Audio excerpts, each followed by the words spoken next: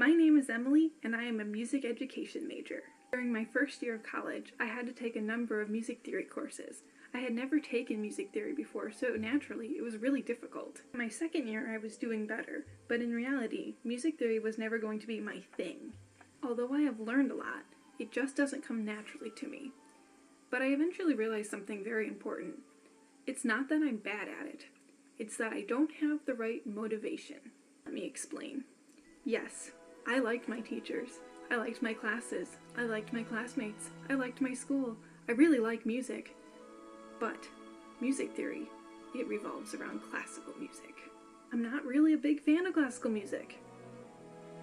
And I play violin.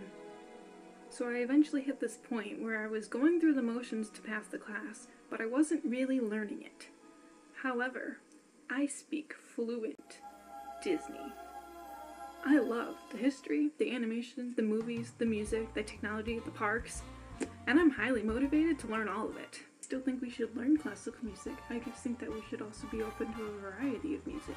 If classical music is something that does motivate you, then by all means, keep using that. If you're like me and you grew up in the early 2000s, you might remember an episode of Hannah Montana in which Miley is trying to study for a biology test. She's trying to remember all the names of the bones, but she's having a real hard time with it because she's not motivated.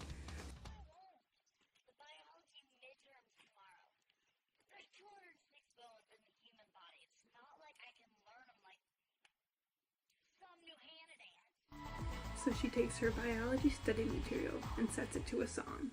In the bone dance, you study the answers again and again till I get it right. Take it home with a parietal bone. It might be crazy, but we learn that way. Temporal and frontal too, and now we're finally through. That makes 206. I found a way that clicks.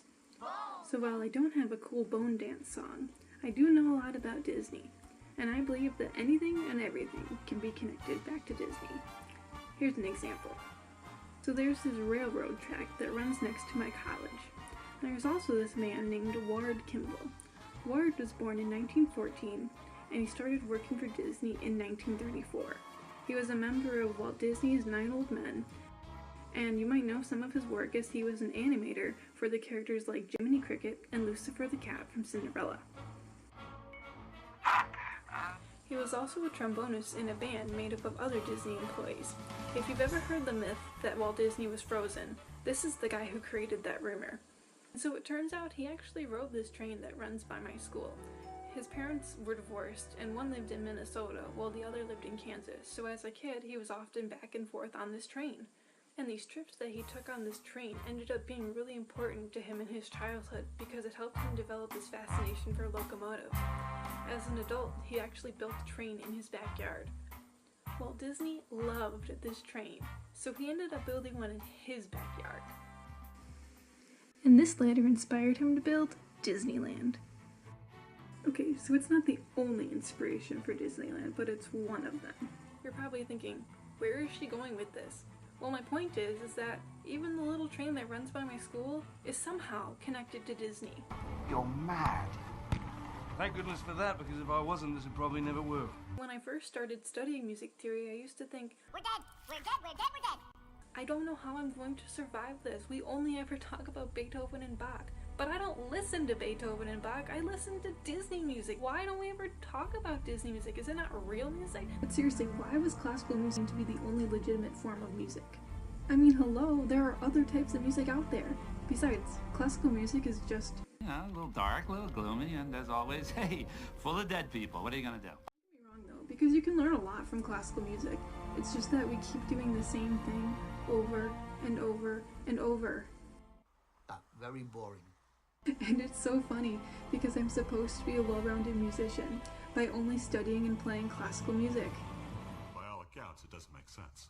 Like I mentioned earlier, I play violin, and you would not believe the amount of criticism I get for wanting to branch out from classical music. It's really weird. People laugh at you when you have ideas that are different than their own. Different from the rest of us. She's nothing like the rest of us. Yes, different from the rest of us is Belle. Say one thing about not playing classical music, and everyone's like,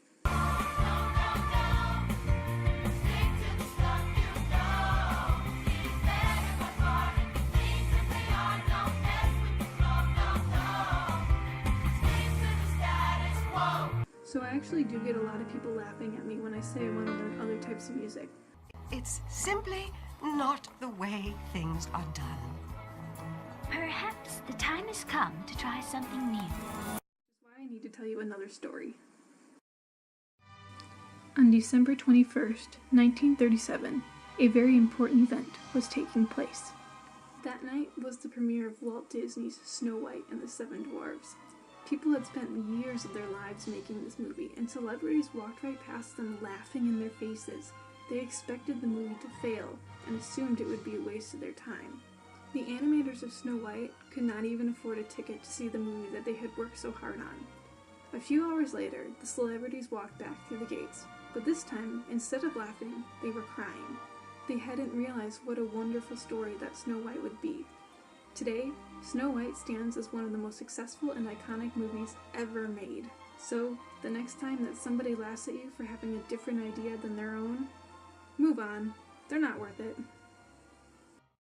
So, the point of these videos is to teach music theory using Disney. Music theory is hard, but it doesn't have to be if you're motivated to learn it. Sure, you can be motivated with classical, but for me, that just doesn't work. So if you've ever thought, how am I going to survive music theory? These videos are for you. When you follow your heart, there's no higher